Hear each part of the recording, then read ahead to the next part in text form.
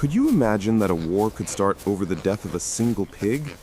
It might sound like a joke, but in 1859, the United States and the United Kingdom nearly went to war over the death of a pig.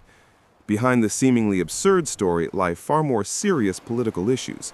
The Pig War changed the border between Canada and the United States, but there were no casualties other than the pig that started it all. The national park on San Juan Island now commemorates this conflict and is the only U.S. national park that routinely flies the flag of another nation. The flagpole and the Union Jack flag are gifts from the United Kingdom to remember this remarkable war. The Pig War is one of the most obscure conflicts in American history, but its impact cannot be ignored in the Pacific Northwest, as well as in U.S. Canada relations. While the war, also known as the San Juan border dispute, was ultimately resolved without violence, hundreds of soldiers were stationed on San Juan Island during its peak. British warships impressed visitors who came to see the spectacle. This military conflict is a reminder of how quickly tensions can escalate into violence from just a single spark.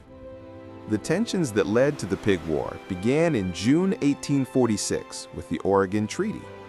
It established a national border between Canada and the United States along the 49th parallel, starting from the Rocky Mountains and extending to the middle of the channel, separating the continent from Vancouver Island. However, the conflict began with that very phrase, middle of the channel, in the treaty.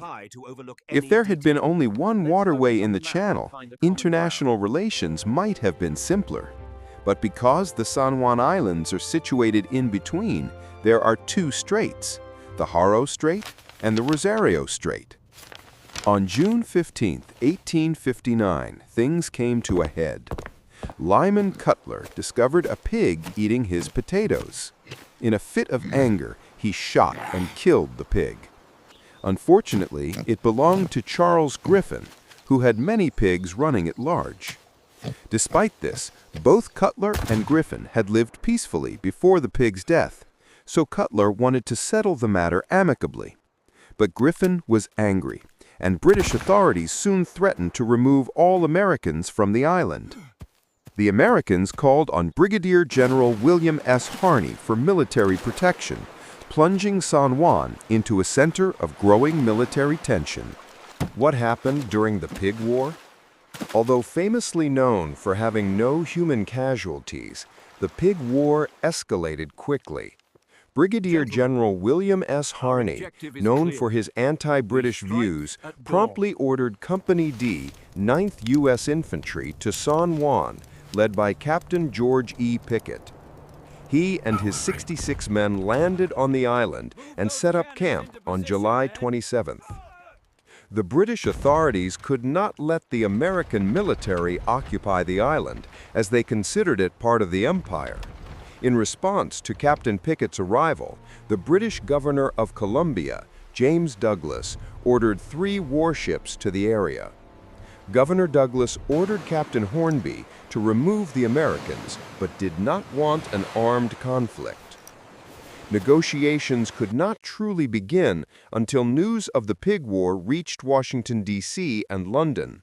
Both governments were shocked to learn that a neighborly dispute over a pig eating potatoes had escalated into the threat of international war. The end of the Pig War occurred when President James Buchanan sent General Winfield Scott to San Juan Island to de-escalate the situation. General Scott was a veteran of the War of 1812 and an excellent negotiator. He had resolved 2 other border incidents between the U.S. and Britain in the late 1830s, so he was well-versed and well-equipped to handle this border dispute. General Scott arrived in October and immediately began negotiations with Governor Douglas to de-escalate the situation. One of General Scott's first goals was to remove as many troops from the island as possible. Although ordering a complete withdrawal would have been diplomatically difficult, General Scott convinced Governor Douglas to agree to a joint military occupation with only a small unit for each side. In the end, the Pig War officially concluded without any human casualties. It was one of those rare, fortunate wars. We stand here Today, San Juan Island commemorates the Pig War through the San Juan Island National Historical Park.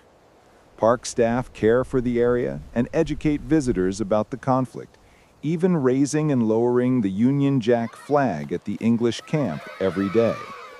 It reminds us that tensions can quickly escalate into violence, but that we can find peaceful solutions to international crises and neighborly disputes through diplomacy and negotiation.